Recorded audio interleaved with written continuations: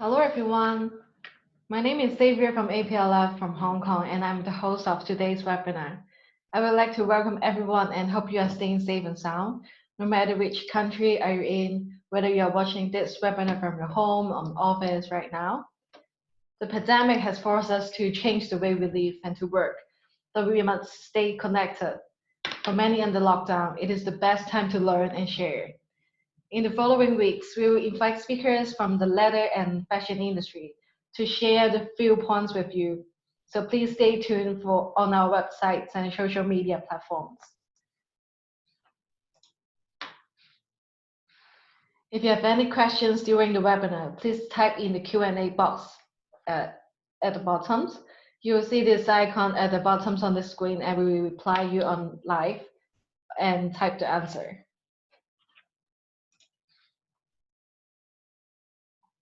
Today we have great honor to have Mauricio from National Wildlife Federation to be the speaker and Rafael from the same company as the moderator.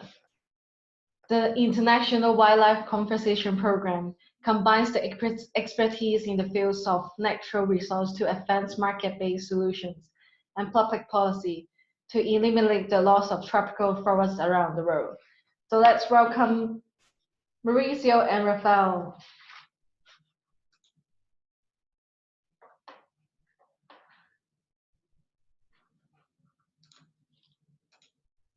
Hello, Xavier. Hello. Hi, can you hear me? Can you see me? Yes. I think my video is off. You have to unlock it as well. Okay, and there you go. Yes, hello guys. Hi. We have observed that there is an uptick in the Amazon in the beginning of this year, and we understand sustainable and deforestation are very important to companies and business. So last year, we all talking about the fire in the Amazon forest, and we wonder how is the situation after the fire. I believe you guys can give us a better understanding on that subject. So shall we begin? Well, thank you. And yes, of course, we will be covering a lot about the Amazon actually during our presentation. But first, I'd like to say a big hello to everyone and welcome to today's session. This is actually a truly global event. I mean, you guys are in Hong Kong. We have attendees all around the world. Here is early morning in Brazil. Mauricio is in the United States. So it's an honor for us to be here with you. And today, we're going to be talking about beef and leather in Latin America on eliminating deforestation from supply chains, more specifically in the Amazon region. So yes, we will be covering a lot about what is the Amazon, what it conveys, what happened since last year, what happened in the beginning of this year, so you can understand a little bit better of what's going on right now. But first, I'd like to introduce ourselves. My name is Rafael Andrade, and I've been working with strategic solutions for sectors from Brazil to the world, including leather, footwear, furniture, and others. And I have recently joined the efforts of National Wildlife Federation in corporate engagement.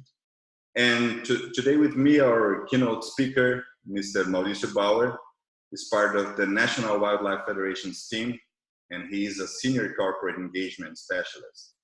Mauricio has built his career in the private sector, in production and trading of agricultural commodities in Brazil, Australia, and United States, and has been working with the NWF team for the past 5 years. Just some quick notes before we begin. I believe this video session is being recorded, so a version of this webinar will be available afterwards by email. And second, we'd love to hear from you. So please use the Q&A tool you have on the bottom of your screen. Send us any questions and we'll be glad to address them during our presentation or afterwards, okay? And we would also like to take a moment to congratulate APLF's efforts, the whole team, for such outstanding leadership position to help set businesses in the right direction. So congratulations to all of you guys. You've been doing a great job. And with no further ado, some introduction points before Mauricio takes the lead. As you know, the production road is navigating through a current mood of general anxiety and concern about the future of the industries. As the road is still trying to find ways to acknowledge the impact of COVID-19, it is more crucial than ever that efforts to protect natural habitats and forests continue as part of the global response. The transformation of land for production of agricultural commodities such as cattle raising for beef and leather is a key driver of impacts on nature and deforestation. And the world's natural resources are being degraded and lost at an unprecedented rate now. So transformative changes are required by business to protect and restore nature. With no further ado, with the word now, Mr. Mauricio Bauer is going to show us a lot more about this situation. Please, Mauricio.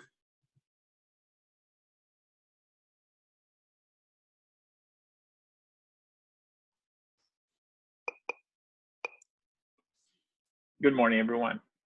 Thank you, Rafael. Thank you, Javier. Thank you, APLF. These are challenging times, so I appreciate the effort of everyone involved in this. As you can see, I'm doing this from my home, as is Rafael. Okay, so let me start the presentation. I'm going to be sharing my screen in 1 second. There you go. Okay, can you see me? Yeah, you can see it. The National Wildlife Federation is United States' largest conservation organization. We have over 6 million members, and we are present in the 52 states and territory with our affiliates for about 80 years now. Within the National Wildlife Federation, we have a small team called the International Program, the International Team. It's a small group of people, a smaller group of people focused on working on commodities that are subject or are drivers of deforestation in the tropics. Our work is based on market solutions to decouple deforestation, to help out organizations, companies, platforms, to navigate through the policies, to create solid policies, to curb deforestation in these areas. The target commodities we deal with are beef, leather, soy, and palm oil. A little bit about the Amazon. Just a quick note before I start the presentation. I'm going to be making some comparisons for the sake of scale, so people, because we're not everyone is frequently in the Amazon or have comparisons for the size of the scale of the problem. Often I'll be making some comparisons so you guys can have an idea what we're talking about. The Amazon. When we're talking about the Amazon, we can be talking about 3 things basically. Either the Amazon biome, which you can see on the left-hand side, which comprises about 9 countries, and is a vast area in the northeast side of South America. Northwest side. We can also be talking about the legal Amazon, which is only in Brazil, which comprised by 9 states. Or we can be talking about the Amazon state, which is 1 state of the Brazilian Federation that takes the name Amazon. Just to make it clear in concepts. The Amazon biome is the world's largest rainforest. It has about 2.6 million hectares. For the sake of comparison, again, the Indian subcontinent is 1.7 million hectares. So we're talking about maybe twice as much. Europe, if I'm not wrong, is 2.3 million square miles. Square miles, not hectares. The Amazon biome is 60% in Brazil, 13% in Peru, and about 10% in Colombia, and the remaining is spread among other countries in South America. The legal Amazon, the 9 states, is Brazil's largest rainforest. about 30 million people live in it, and we have about 80 million heads of cattle in there. Again, for the sake of comparison, Australia has about 26 to 27 million heads of cattle. The United States has about 92 to 95 million heads of cattle. In the Amazon alone, we have 80 million heads. Again, for the sake of comparison, you can see the lower 48 states in the United States overlaid the Amazon biome. What happened in 2019, 2020? We saw fires, as you know, and we saw deforestation. This is what was happening in the Amazon. This is a real picture from 2019. This is also a real picture of 2019. Actually, this is from 2020. This is from 2020. The Amazon has been deforested for a very long time, either slashing and burning. Start with the exploration of timber, and then comes cattle, and then comes agriculture. That's more or less the economic cycle of the occupation of the land in the Amazon. In 2019, you can see on the left-hand side, this is from August.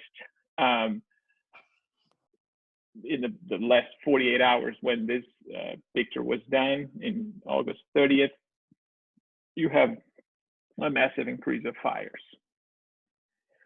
The same thing on the right-hand side, it's a comparison between the number of fires in up until August 2019 and prior years. So there has been a big uptake in the fires. Was it the worst year ever? It wasn't. It wasn't. You can see on this graph the cumulative fire hotspots in the Amazon. There were prior years where it was much worse. 2005, for example, 2007, for example, 2010, for example. But what's concerning is the trend, okay? What's concerning is why is it increasing? And in 2020, it has continued to increase. So you can see on the left-hand side, the cumulative deforestation from August 1 year to March the next year. So 15, 16, 16, 17, 17, 18, 18, 19. 19, 20, there's a peak there. Same thing in the middle graph. You can see from May, June, and July in a given year. You can see there's an uptick in 2020. Same thing on the right-hand side. The fires detected have been increasing a lot. Again, for the sake of comparison, first quarter of 2020, the INPE, the National Space Research Institute of Brazil, detected about 800 kilometers of deforestation in the Amazon. This is equivalent of 80,000 soccer fields, or the entire New York City, the 5 boroughs. This is concerning. This is one farm in the state of Pará. You can tell the difference. This happened in the first 3 months of 2020. So what are the takeaways from that? Fires do happen every year in the Amazon. It's part of the process. We know that for a very long time. But the problem is it has increased.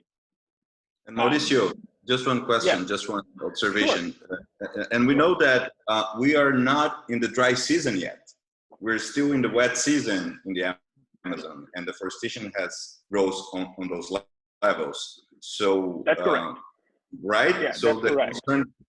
What are the months of the dry season that are coming next? Well, the months of the dry season are the winter months in the southern hemisphere, which is the opposite of the northern hemisphere. So we're talking about the middle section of the calendar year. These are the dry months. And we have seen an uptick of up to 51% year on year in the first quarter of 2020, because despite of being the heavy rain season in the Amazon forest.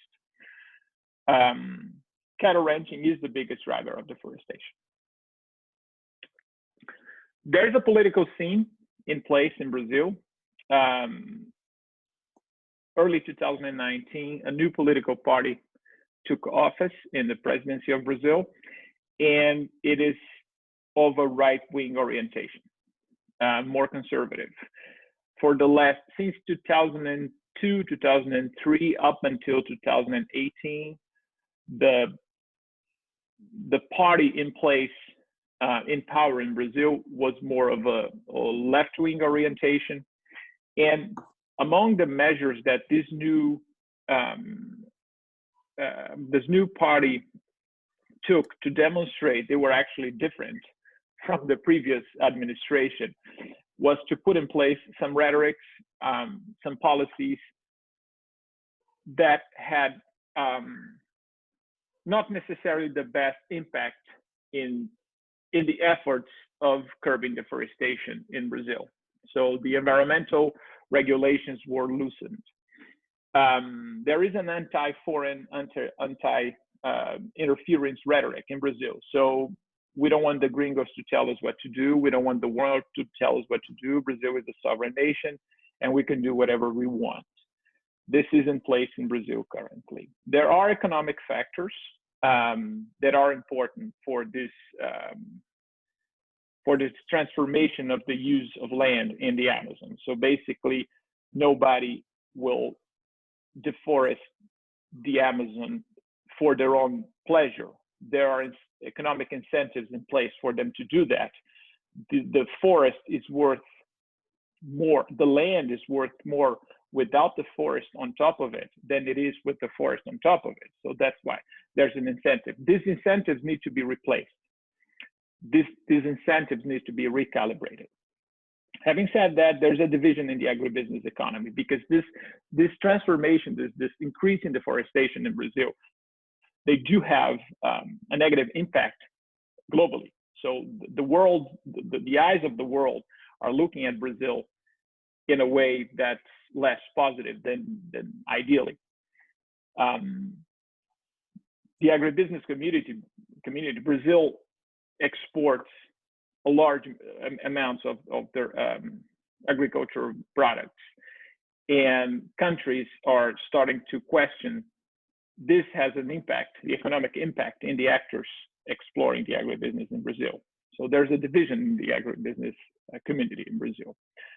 Having said that, you have good actors and bad actors in place. It's important for the importers, companies that have Brazilian products in their supply chains, to be able to separate the wheat from the chaff, the good actors from the bad actors. For that, we believe traceability and transparency are key. Companies need to know what they don't know. Large scale exodus of good companies because of reputational risk is a reality. This has happened and is continuing to happen. Specifically about leather. So when we talk about brands and tanneries that use leather from Brazil, they are not the problem, but they can be part of the solution. We believe that a strong signal coming from the demand side can have a very impactful effect in curbing that, moving that needle of deforestation in Brazil. For that, full traceability is key. Companies need to know what they don't know. Sometimes companies don't know what they don't know. Brazil beef and leather. We have about 215 million heads of cattle in Brazil. 20% of beef is exported. About these figures are from 2019 because 2019 are still not ready. This is 1.6 million metric tons. The main markets are Hong Kong, China, Egypt, and the EU. The opposite happens to leather. 80% of leather is exported. China, Hong Kong, Italy, USA, and Vietnam are the 5 main markets of Brazilian leather. What would be the best way for companies to understand their supply chain, to understand the traits as far as deforestation of the leather they are receiving? Monitoring, full supply chain visibility. This is crucial. So you know where your leather is coming from. The requirements for this monitoring, I'll tell in a minute. So this is the basic beef and leather supply chain. This is not specifically from Brazil. This can be from anywhere. You have the multiple stages of the animal life operators. The cow-calf farm, the raising farm, the finishing farm. You have the slaughterhouse, which is the important aggregation point in this chain. And then you have the tannery, the multiple tanneries up until the final, the brand. In Brazil, the cattle ranching system is a very fragmented supply base. So if you take, again, the meat packer as the aggregation point in the supply chain and look, say, backwards, you have the first tier of suppliers, which are the direct suppliers, the operators that have the animal in the last stages of its life. There are fully integrated operators in Brazil, where you within the same organization, all the stages of an animal life is included. This is not the rule. The majority of operations operators are specialized. So you have the breeding, the rearing, and the fattening, the finishing farms. And if you break it down, you can understand what we call them the tier 1 indirect suppliers, the tier 2 indirect suppliers. So that's how the cattle moves from one operator to the other. When the animal does that, so when a rancher sells animals to the next farmer, all the way to the meat packer, a docket follows these animals, which is called GTA. Basically, a lot of animals are listed in one docket, the Animal Transit Guide. And each individual property has their own property data sets, which is the CAR, which is unique to that specific property, all the way to the meat packer. The meat packer has a unique SIF code, which is designated to that facility, operating facility, by the Brazilian government. And even so, even if the plant changes ownership, the SIF number remains the same. I apologize for my throat. This is important because this is the best way to follow the movement of cattle all the way to the meat packer, and then to the tannery, and then to the brand.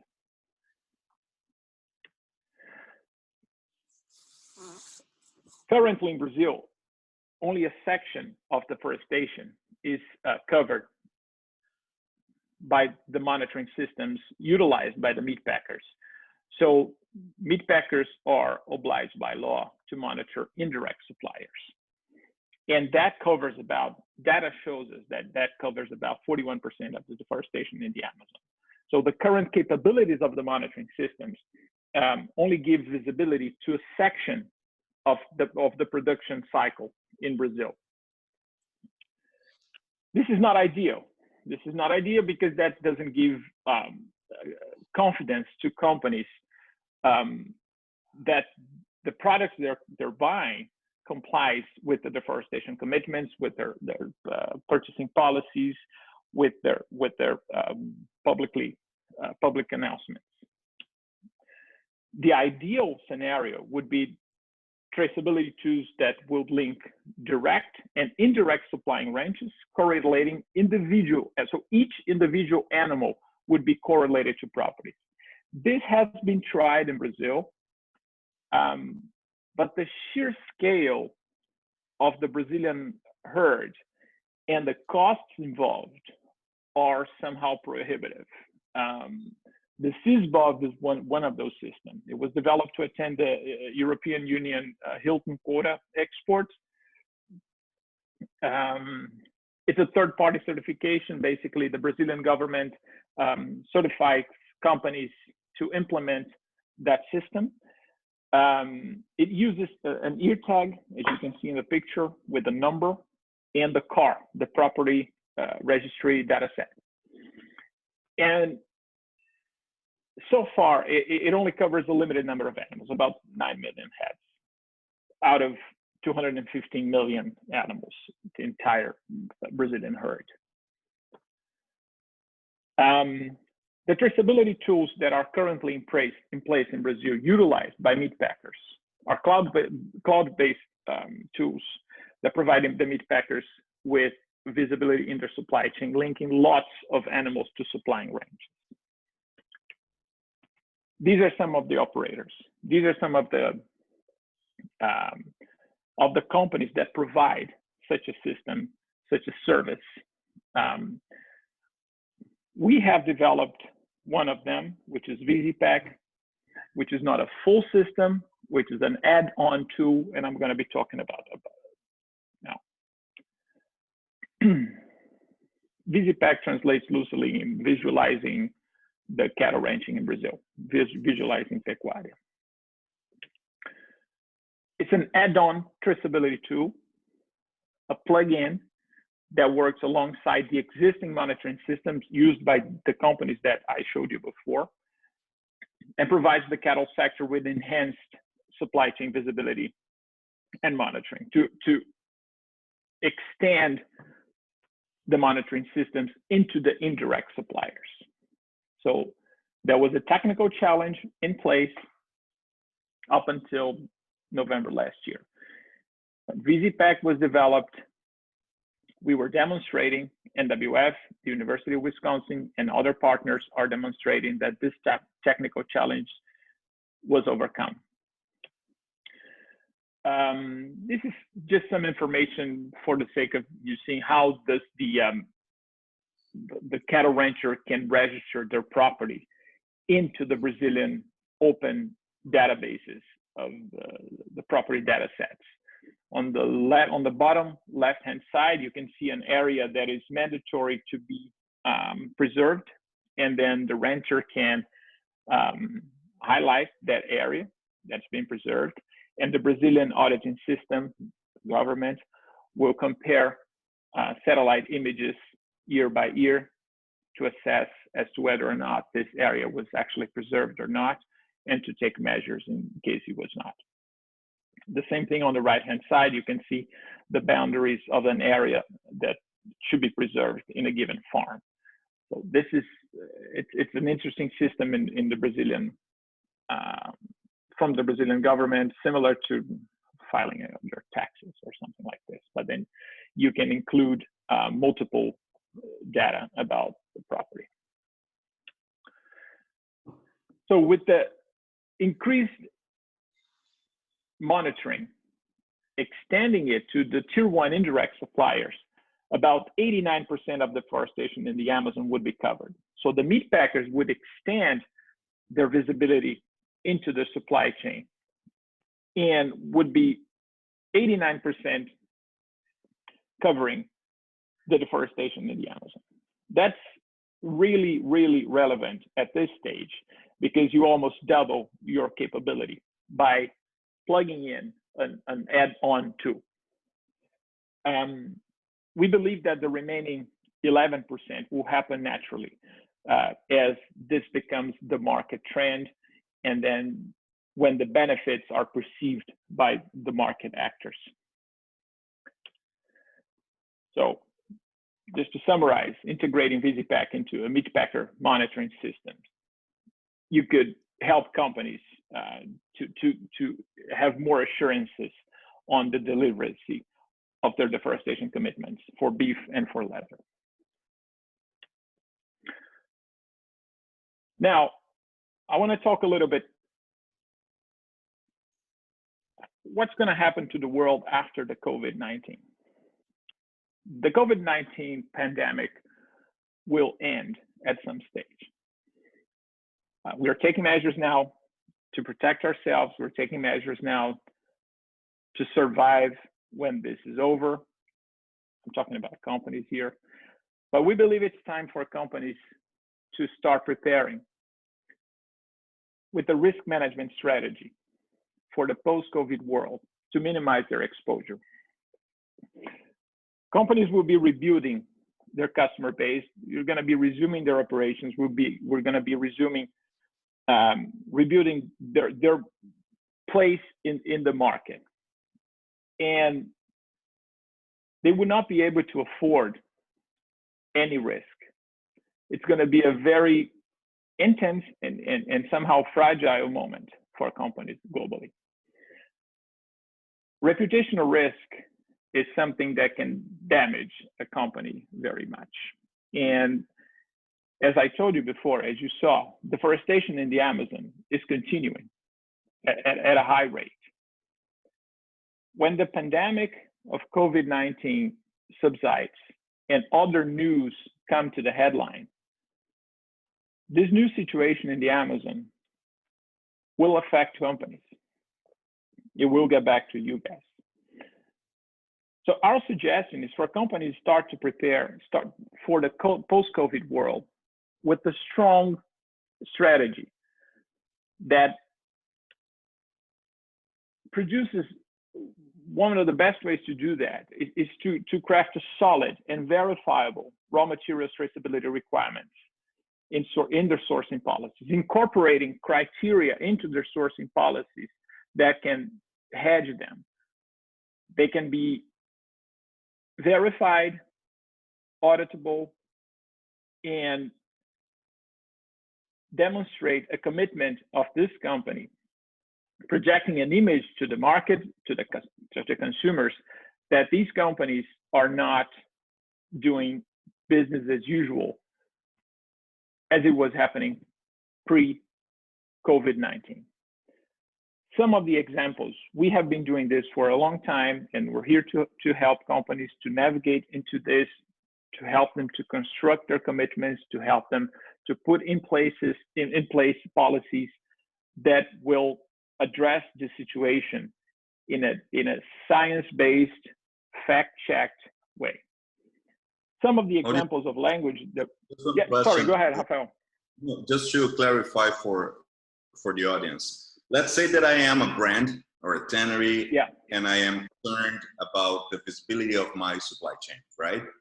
And how do NWF work with the brands and tanneries? How does it work? I mean, how can I get access to understanding better what are the tools available?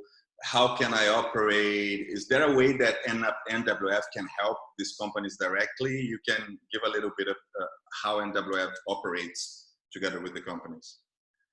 Yeah, that's a good question, Rafael. Thank you. Yes, there are. Obviously, companies differ very much between their operating profiles.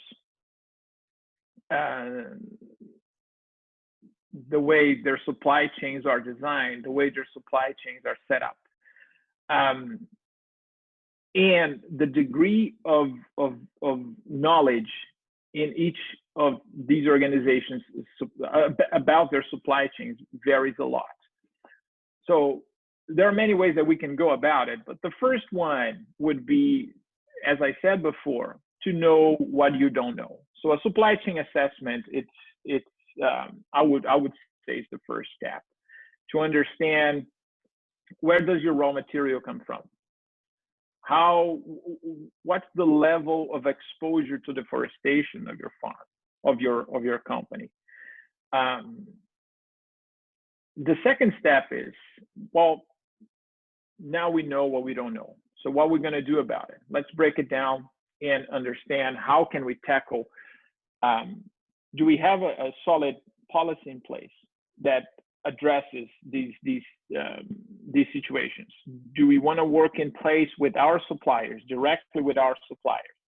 Do we want to bypass the middle section of the supply chain and work on the ground with the operators there? We do all of that.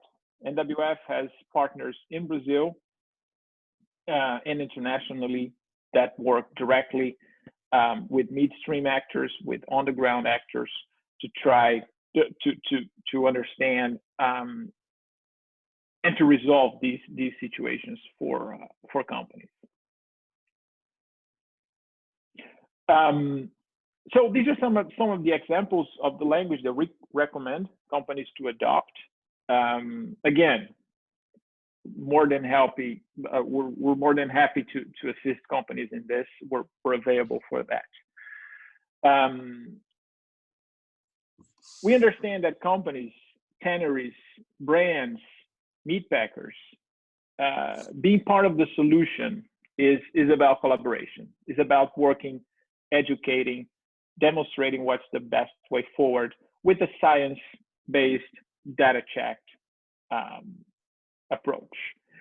Bans and boycotts only do harm for the country.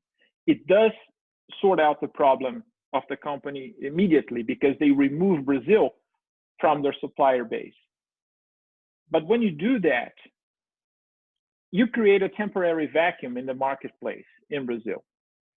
And we know that there's no vacuum in the marketplace. This vacuum is rapidly filled by actors that are less stringent in their policies. So the leather will still be sold, but for someone who's not as diligent in their sustainability requests.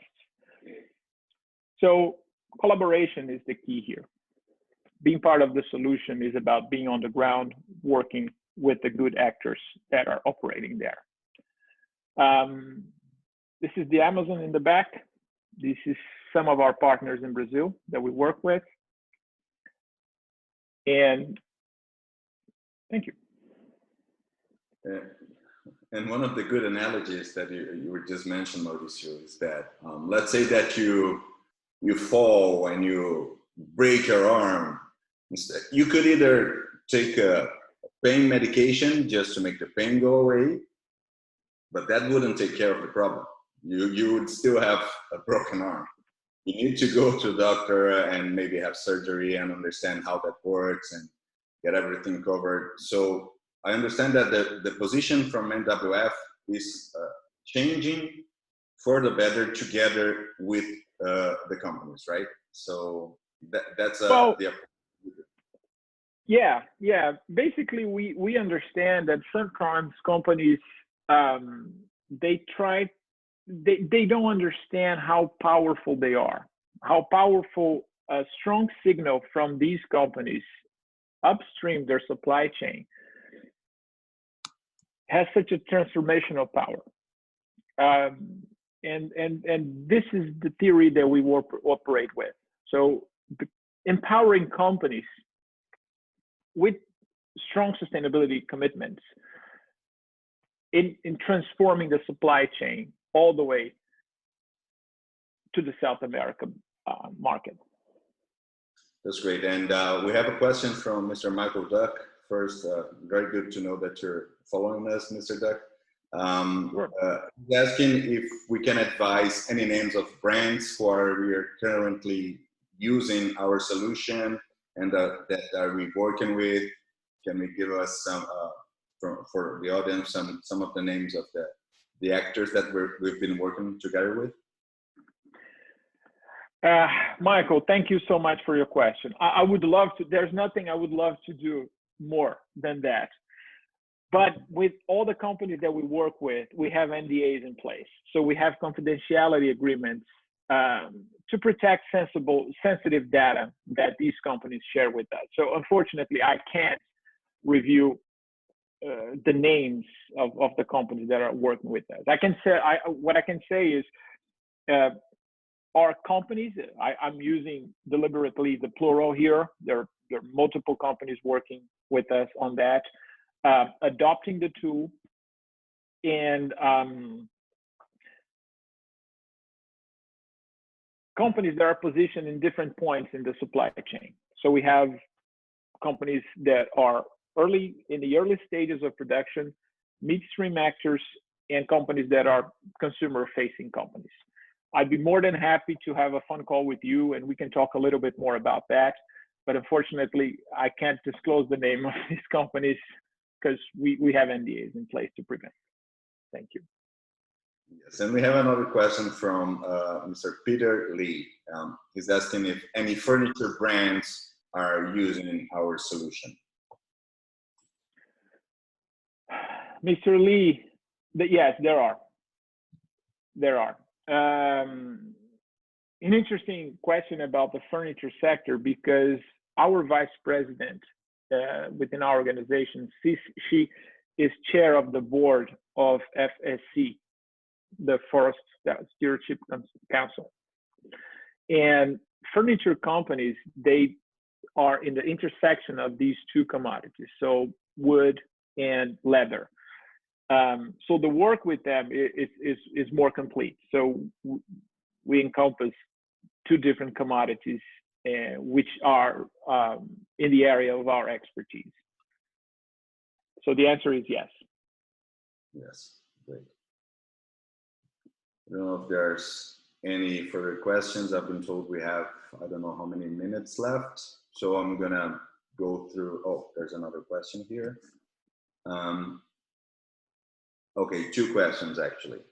From Sabrina. Hi, Sabrina. She's saying it's important to underline the importance to collaborate and involve meat producers in Brazil to push monitoring and managing indirect suppliers. As you know, the leather industry is a byproduct of meat and food industry. So about traceability, we should have great improvement in traceability if information flow from farmers to tanneries and not vice versa. Yes, Sabrina, thank you for your question. That's really a really big and important point. And we know that leather is a byproduct, and the information should flow more openly through that, so that we could have all this traceability working in a better way. And this is what we're working with. We're working together with the brands, together with the sectors, in order to fulfill this gap of information and trying to make it a better visibility for everyone, for the brands, for the tanneries, so that we can create a better future for the industry together with the nature. That's what we've been working on. Mauricio, I don't know if you have Just to complement what Rafael is saying, within our project, we call CFA, the Collaboration for Forest and Agriculture, beef, soy, and palm oil are the commodities that we target. This project is, the co-architects of this project are the National Wildlife Federation, the WWF, and TNC, the Nature Conservancy. And we work directly with meat packers. So we cover probably right now 80 to 90% of the meat packers in the Amazon, working with solutions for improved visibility in their supply chain. So our teams in Brazil are working directly with meat packers as well. We understand that the leather is one of the leverages to transforming this reality in Brazil.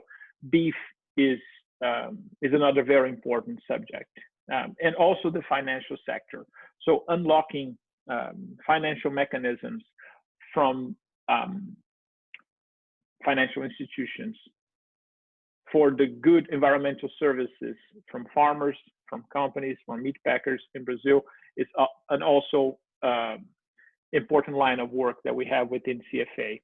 So thank you for your comment.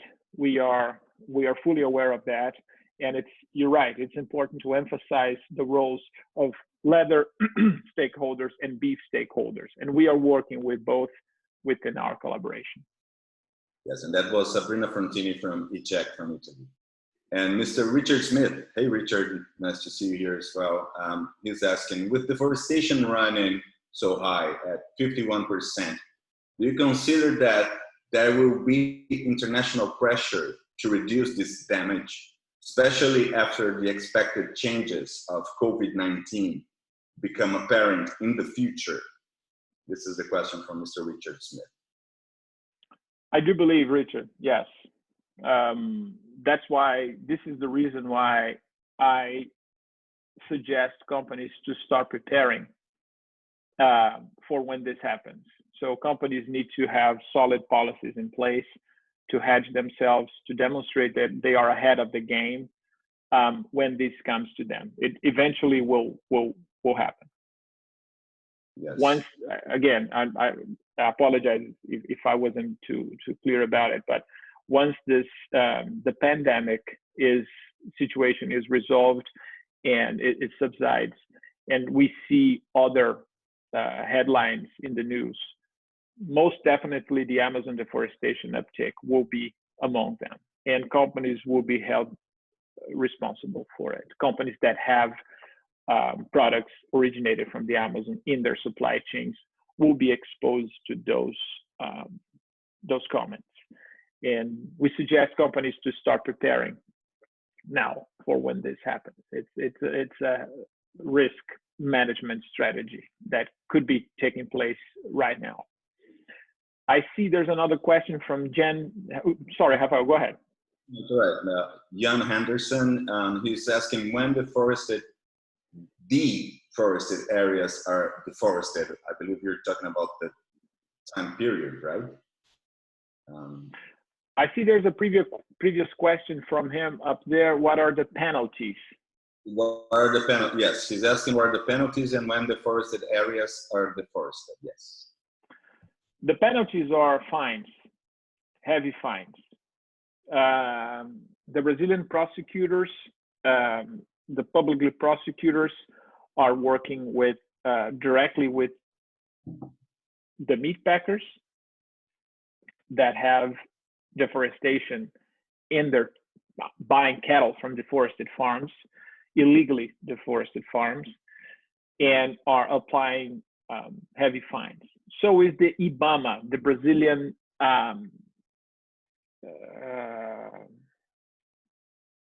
forest policy, I can say, the police, sorry, not policy. They also apply heavy fines to the actors that are deforesting. The problem with the current administration is that the regulation and the instruments for these penalties have been loosened. So the projected image is there's an incentive for them to continue deforestation because the penalties are much lighter. This is a problem. Another area of our work is to work with the public sector in Brazil to make sure these regulations are tightened up and we go back to what we had prior to 2019. And we've got a question from Mr. Michael Redwood. Thank you, Mr. Michael, for being here together with us. Are you aware of the research of Rafael de Silva, Barioni, and Moran in 2016 on greenhouse gas mitigation through intensification of livestock production in the Brazilian Cerrado? If so, what is the current status? Has its value been lost after the political changes you described?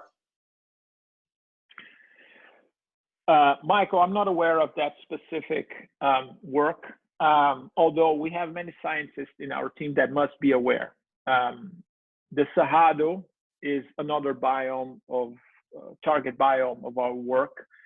There are several works in place. I don't believe this has been minimized by the current political situation. The academic sector, the academia in Brazil is still very strong. They're still working very hard. There's a Brazilian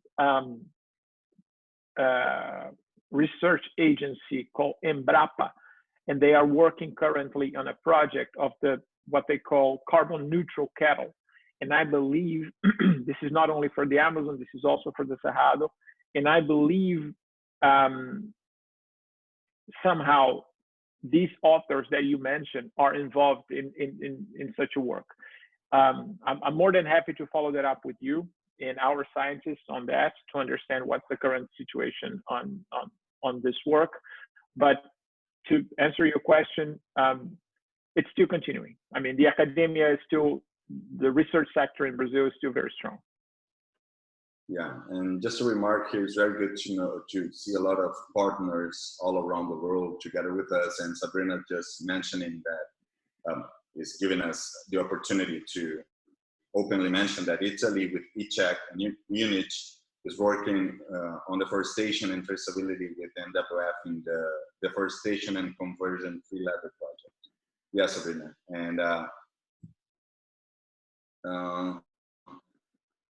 And I suggest on this topic, no auto-declarations, but a traceability certification and policy.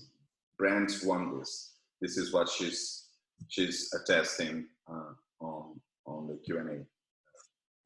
Yeah, well, self-declaration is one way to do that, and we believe it's not the most reliable manner of doing that. I mean, especially because we have the Brazilian government databases are publicly available. So the service providers can easily tap into those databases, extract the data, and make the connections with the actors involved in the commercial transaction there. So and this is verifiable, this is auditable, this is publicly available. So we encourage the systems that don't rely on self-declaration, but they do rely on assessing the publicly available databases from the government. Yes. Well, just our final remarks. The first step towards reversing nature's decline is for businesses to understand their own contribution and responsibilities, right? And the second is to set bold, executable, and transparent targets that have a positive impact in restoring nature. The collaborative work of NWF and its partners with companies providing full visibility of their supply chains by constructing strong sourcing policies and monitoring systems that ensure corporate commitments are fulfilled.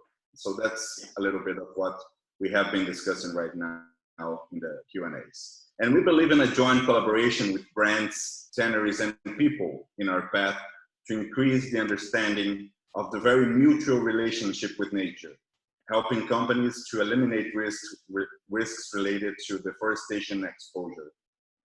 And we appreciate all your attendance and engagement, and feel free to contact us. You have our email contacts, and with any further questions, you can also access the website of National Wildlife Federation for further information. And we're open to discuss engagements, collaborations, and ways of doing better business with everyone. Yes, there's one comment, last comment from Mr. Alberto Lampis. Many thanks for presentation. Brands in full merchandise business are relying on third-party certifications to get information. How this can be handled properly in order to get the traceability certification down in the stream? Many times, only finished products are bought by the brand, but the informations get lost from farming to the finished leather or finished product, trading secret, and other reasons maybe. Any suggestions other than pushing the finished good vendor to get proper information?